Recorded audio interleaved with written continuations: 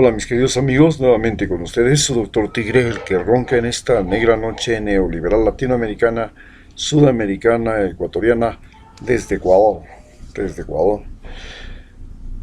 para explicar por qué es muy difícil las próximas elecciones de presidente debido a la pandemia, al intervencionismo en las elecciones, intervencionismo no solamente por parte del gobierno de Lenín Moreno, que está tratando de evitar a toda costa que Rafael Correa y los correístas puedan participar en ella, sino además a que Donald Trump le ha metido mano a las elecciones en Ecuador, en Bolivia, en Venezuela, en Brasil, y a partir de eso la pandemia, que en este momento nos ha empobrecido, ha aumentado a tal punto a situación de crisis, pues recordemos que en Brasil, prácticamente de los 100 millones de habitantes que tiene Brasil, en este momento se puede decir que la mitad han vuelto a la pobreza y que de los 200 millones que tiene Brasil, la mitad ha vuelto a la pobreza, prácticamente han vuelto a la pobreza 100 millones. Por supuesto, en la época de Lula habían logrado salir de ella 40 millones. En el caso de Ecuador, ha vuelto a la pobreza 4 millones de habitantes. Había una pobreza, se estimaba que 2 millones salieron en la época de Correa, pero con la crisis han retornado a la pobreza 4 millones de los 17 millones que tiene. Y entonces necesitamos entender que hay un nuevo orden mundial que está en gestación. Este nuevo orden mundial que está en gestación es el que define cómo y quién serán los gobernantes en los países donde este orden mundial se está gestando. El nuevo orden mundial se está gestando fundamentalmente en América Latina. Anteriormente, los órdenes mundiales fueron gestados, por ejemplo, por Roma, cuando se creó el Imperio Romano. Más tarde hubo un nuevo orden mundial establecido por el Imperio Mongol. Finalmente, los imperios europeos establecieron un nuevo orden mundial cuando empezaron la gran conquista y colonización de todos los continentes del planeta.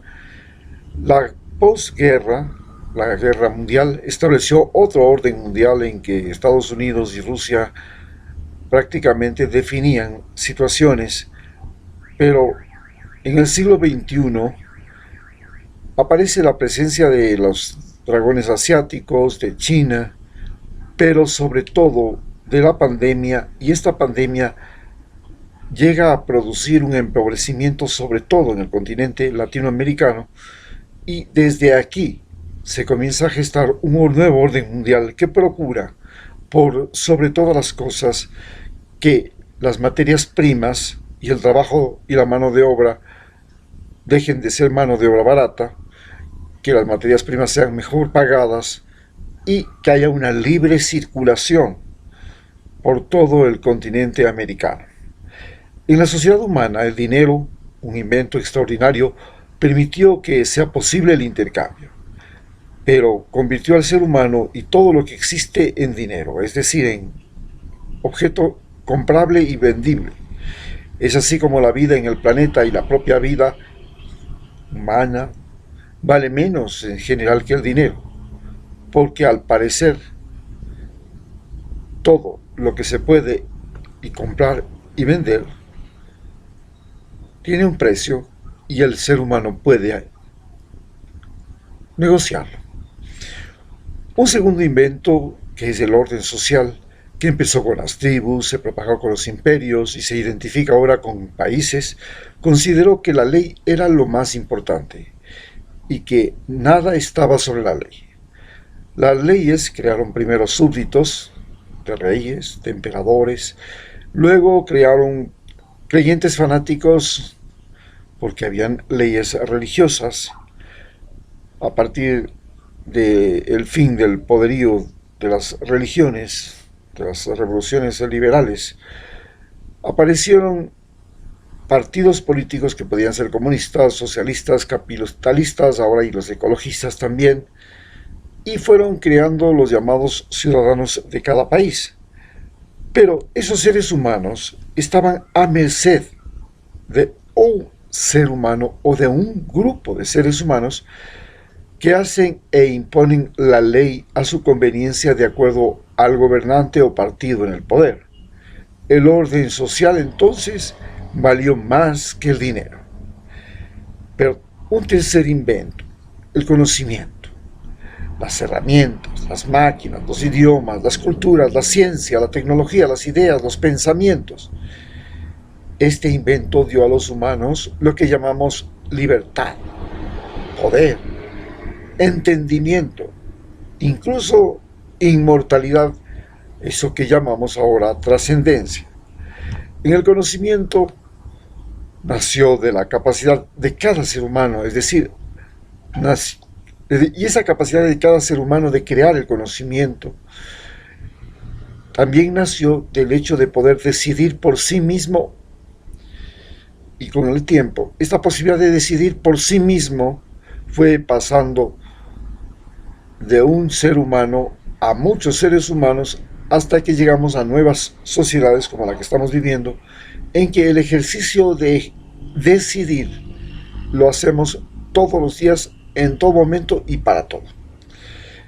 A eso le llamamos personalidad, a este ejercicio de decidir y de crear una conducta. Nacieron las personas que pueden decidirlo en todo. Y, por supuesto, los que están a la cabeza de estos nuevos seres humanos son los internautas o usuarios de Internet. Pero todo esto fue posible y hasta ahora gracias a que un planeta permitió nuestra existencia, nuestra evolución, nuestro futuro, el planeta Tierra. Este planeta ahora está en proceso de cambio, y este proceso de cambio ya no es generado por aquello que está fuera del cerebro humano, sino por las cosas que se originaron en el cerebro humano, en el cerebro de toda esta especie. Si la especie humana, por ejemplo, desapareciera de este planeta, desaparecería el dinero, el capitalismo, el socialismo, los partidos, las religiones, el orden social, la ciencia, la tecnología, los avances. Esto parecía imposible porque habíamos inventado dioses que decíamos nos están protegiendo. Inclusive decíamos que Dios es hecho a que nosotros éramos hechos a imagen y semejanza de Dios, que ese Dios nos había traído al planeta Tierra. Pero la verdad es que nosotros creamos los dioses en nuestra imaginación y se hacía evidente que los dioses eran en realidad aquello que nosotros llamamos casualidad.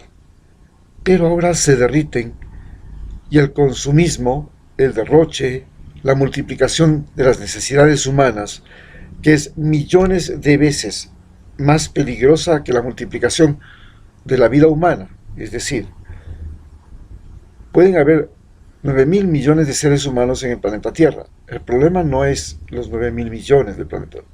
Es que si cada ser humano sigue consumiendo el doble o el triple que su generación anterior, este planeta no va a resistir. Entonces, la multiplicación de las necesidades más la multiplicación de los seres humanos son más peligrosos que las armas de extinción masiva. Pero las necesidades humanas son al mismo tiempo el motor de su imaginación, de su ingenio, y es justamente eso lo que finalmente nos amenaza. Estamos pasando de una sociedad del derroche por la pandemia, que está colapsando, a una sociedad del ahorro, del miedo, de la pobreza, que ya hemos vivido antes de estas sociedades cuando las pestes, las catástrofes nos abrumaban, pero no en la forma global y de la forma consciente e informada que la estamos viviendo en este momento todos los seres humanos de la Tierra. Hoy la pandemia nos ha aislado a cada uno de nosotros en la casa, a cada país dentro de su territorio, a cada gobernante dentro de sus palacios, y al mismo tiempo nos ha interconectado como nunca gracias a la Internet. Nos ha visibilizado a los seres humanos de todos los rincones del planeta. Nos ha convertido en inteligencia global. Germina un nuevo orden sin fronteras, pues la pandemia se burló de ese invento de la humanidad, las malditas fronteras por las que nos hemos matado en guerras interminables y frecuentes. En este nuevo orden, la vida en la Tierra se ha convertido en prioridad, pues llegamos a entender que si la vida en el planeta se extingue, y aunque cada día construimos la posibilidad de vivir en el espacio o en otro planeta, es más lo que perdemos que lo que ganamos. Por fin, entendemos que todo el planeta es nuestro primer hogar y que eso lo hace irreemplazable. Hoy, gracias a la pandemia, estamos conscientes de que la vida en la Tierra está en manos de presidentes que tienen armas de extinción masiva, ejércitos poderosos a su disposición, que pueden transformar la existencia humana en cualquier parte del planeta con bloqueos económicos, guerras electrónicas, guerras cibernéticas, inclusive elecciones manipuladas, que pueden esos presidentes volverse locos con la vanidad, la ira, el odio y cualquier emoción, fanatismo o idea. Que la vida de cuanto existe en otro lugar y hasta en su propio país depende de un momento incontrolable e impredecible de estos sujetos. Hemos visto cómo la estupidez de los gobernantes multiplicaron los muertos en la pandemia. Con la pandemia nace un nuevo orden, en que la suerte y la muerte de otros seres humanos ya no puede estar encomendada a un gobernante, a un grupo, a otros que decidan por ese ser humano.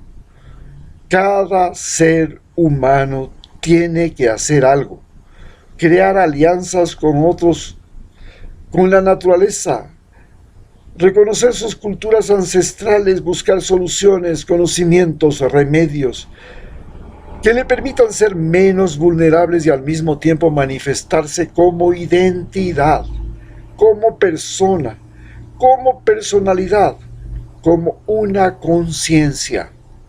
Hoy, cada persona tiene que decidir y puede colaborar o no en evitar la propagación de una peste, y mediante la elección frecuente en todo, como es el ejercicio diario que tenemos que hacer la mayor parte de los seres humanos, desarrollamos la conciencia, el conocimiento, el respeto a nosotros mismos, a lo que nos rodea. Podemos reconocer los peligros, a quién nos explota, quién nos discrimina, quién nos humilla, qué es lo que nos amenaza, y podemos escoger o no seguir las medidas preventivas, vacunarnos, escondernos en la casa para siempre o coger las maletas e invadir otro país. Esto es posible gracias a la Internet, los viajes, la convivencia con otros seres humanos, con la naturaleza, pero ahora como nunca estamos conscientes de que hay una nueva libertad que es posible si desaparecen esas malditas visas, las fronteras, si los seres humanos pueden movilizarse libremente por su país, por su región, por Sudamérica, por el continente americano y finalmente por todo el planeta como ya lo hacen los europeos, por ejemplo. Esto ahora es posible de manera virtual gracias a la revolución de las comunicaciones. y real gracias a las olas migratorias, al turismo, al transporte, al contrabando, incluso al narcotráfico, que están destrozando las fronteras, las economías y las políticas de los países ricos sobre todo, pero en general de todos los países que son vecinos, porque no podemos detener a los hambrientos, que con la pandemia son millones. Lo hemos visto en América del Sur con los venezolanos. En América es necesario que los hispanos influyamos en el gobierno de Estados Unidos, como él ha influido por siglos en nuestros gobiernos, para que este país que nos divide, nos manipula nuestras elecciones, nos interviene con bases militares, bloqueos económicos, guerras políticas dentro de cada uno de nuestros países o entre países, se convierta en el verdadero motor de la libertad del continente. Es necesario hacer desaparecer el muro de Trump y todos los muros, la discriminación en cada país por el origen, la lengua, la religión, la raza, la cultura, el nivel y preparación académica, el género, la edad y otras cosas más que son inventos para impedir la libre circulación de los seres humanos, su búsqueda de trabajo, de un lugar para estudiar o de un lugar para vivir. Estados Unidos, gracias a la pandemia, ha dejado de ser el mejor país del mundo. Hoy, los países que todavía tienen bosques, ríos, aire puro, vida por todas partes, alimentos, calor, alegría, tolerancia, amabilidad, han pasado a ser los mejores países del mundo, pues ahí también existe internet, transporte, medicinas, médicos, técnicos, especialistas, supermercados, información, conocimientos, como la tienen en su país. La pandemia ahora ha convertido a los países desarrollados en repugnantes y a los países en desarrollo en posibles paraísos cuando son más tolerantes, cuando lo peor que tiene el ser humano, que es el racismo, el odio, la misma policía, la justicia, el ejército, a órdenes de racistas, a órdenes de supremacistas, a órdenes de fanáticos, a órdenes de religiosos, de dictadores, de partidos intolerantes o de corruptos, es la forma de opresión. Y que se creen que son más importantes esos líderes políticos porque se creen dueños de la conciencia humana, del conocimiento, los escogidos por Dios, los escogidos por su pueblo.